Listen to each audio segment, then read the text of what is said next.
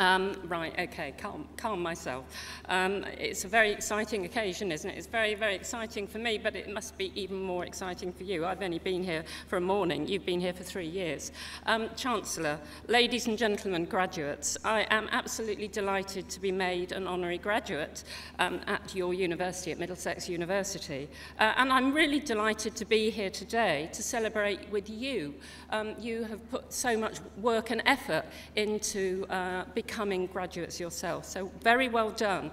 And I think well done to your families for supporting you through the 3 or so years that you've been here. And I'm sure they have played a vital part in what you have achieved here today. It's a very special day. I remember even my first graduation, which was in central London, and I remember how proud my parents were being there too. So, what's it like to be a head? I'd certainly recommend being a head, and you should all be aiming to become heads if you're just graduating as teachers. In my completely unbiased view, it is absolutely the best job in the world. It's rewarding and it's varied, working with fantastic people. Seeing students and staff develop and fly, no 2 days the same. And so I thought I would talk you through a day that I had very recently. Monday, for example, starting not too early, 7:45, that's probably quite good news, leading a welcome session for new staff, for people like you, starting out in their new careers. Bright-eyed and bushy-tailed, hugely motivating for me every time I do that introduction. Then I met with Dr. De Rijker, that was a treat to prepare for today, and we talked about education, and that's a lovely thing to be able to sit down and have an hour just talking about the education system as it is. On then to a photo shoot. I don't do this every day, but I did happen to do it on that day, in a brand new bright red Jag. Headship comes with a few perks, and that was certainly one of them. 2 of our boys, you see, had won a national competition. They were both on the autistic spectrum, but they were very, very talented mathematicians.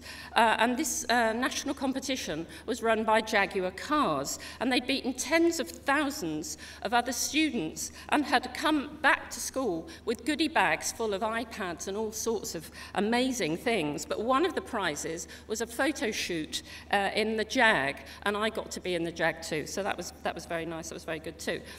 Then I went off to the Department for Education in Westminster to discuss a programme I'm leading for London schools, moving them from satisfactory to good. Back to school then in the afternoon to help plan a training day on appraisal. Now, I'm sorry, the assessment of you does not finish now that you've graduated. It continues all the way through, even to me. I'm also assessed. So 4 p.m. now, I'm in my office, first time that day, answering emails and writing a paper for staff, and then on to an evening prize giving, a bit like today, much smaller, making a speech, much less nerve-wracking, and handing out certificates. This lovely event finished with a reception with lots of talking to parents and photos with children. I left school at about 9 o'clock and collapsed in front of the TV, which was The Apprentice on catch-up, finding out how I really should be running my multi-million-pound business. My aim then as a teacher and now as a head has always been to make a difference to our children, and I'm sure that's why you went into teaching, those of you that have gone into teaching in the audience, to give them the very best life chances that we can, the very best possible local school. Running a successful school is like running a successful classroom. It's just bigger.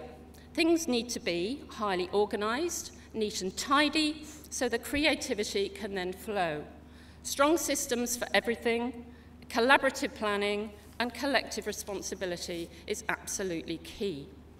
With everybody clear about their role and its importance, all cogs in a large, important wheel supporting each other. But above all, schools are about people. That's why I love working in them. Martin Johnson, who's an education researcher and journalist, describes schools as social centres. By that, he didn't mean places where people go to have fun and relax, although they do both of those things in schools as well. He was describing the way in which schools exist through thousands of daily positive interactions between staff and students. And the most successful teachers understand just how vital these interactions are in bringing out the best in everybody. I'm very proud of the Compton. It was a phoenix from the ashes of a previously failing school. It's become one of the country's best. We provide first-class education for local children, many of whom come from deprived backgrounds. I remain fiercely ambitious for the school to be the very best school in the country.